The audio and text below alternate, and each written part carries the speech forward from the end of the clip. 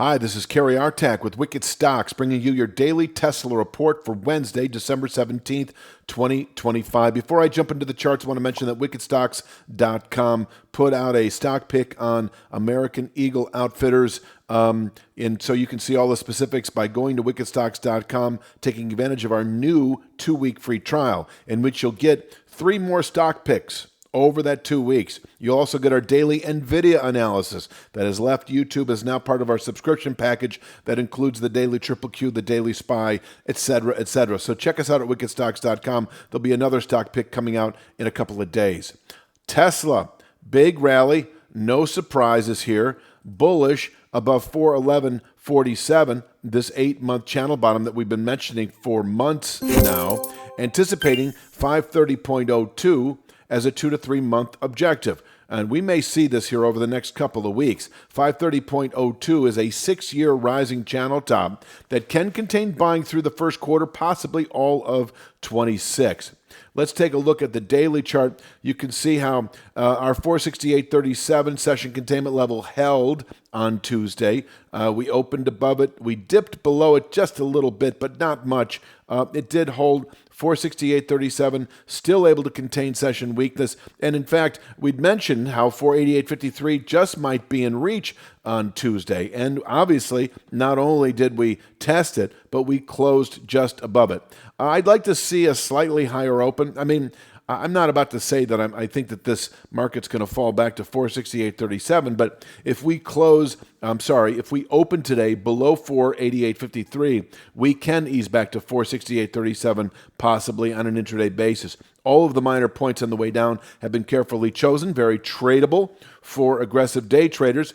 Certainly, if we were to close below 468.37, that is another story altogether. But that's not where we're at. In fact, I'm going to stick with this chart and just say that continued daily settlements above 488.53, as occurred on Tuesday, does maintain this 515.66 to 530.02 region as well, you know, with the way things are now, we could potentially see this by Friday's close. We've got 3 days left in the week, and yesterday's activity, that wide, volatile trade, certainly can extend into later week. 515.66 wouldn't surprise me by Friday's close, where we encounter a range of long-term resistance up to 530.02 that may well contain buying through the entire first quarter and possibly well into 26. This area, if reached over the next, 1 to 2 weeks, and there you are again right here, and it is expected over the next 1 to 2 weeks.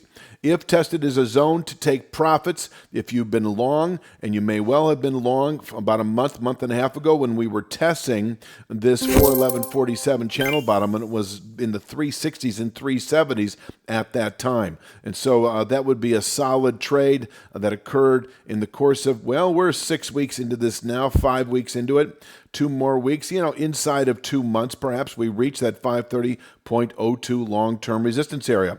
Let's get back to this chart. Once again, if we break, especially open below 488.53, we can ease back to 468.37, where a daily low can be placed. So this is our upward pivot point, 488.53, and assuming we open above it, bullish momentum remains intact following the rally that played out on Tuesday. Where can we go from here? I think 495.86 on an intraday basis, certainly in reach. I'm not expecting, 516.66. I think that comes into play over the next few days, where once again we can top out through the first quarter. A downside, if we do happen to break 468.37, we can fall to 455.50, which is this sort of inside channel over the last week and a half. But if we do close today below 468.37, I would expect this 441.17. With present volatility, this is likely by Friday's close.